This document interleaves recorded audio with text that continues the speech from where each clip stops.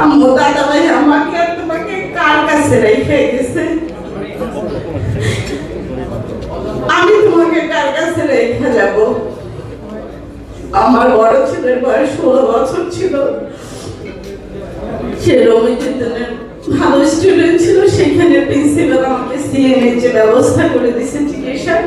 খরচটা আমার নিজে বেয়ার করতে হয়। যখন আমরা বিএনপির পরিবারের কাছে আমার এই খবরটা গেছে, তারা আমাকে আর্থিকভাবে আমার টিউশনের চিকিৎসার সম্পূর্ণ দায়ভার বহন করতেছে। তারা আমাকে সাহস দিতেছে, সহযোগিতা করতেছে। আমি বিএনপির পরিবারের কাছে অনেক কৃতজ্ঞ।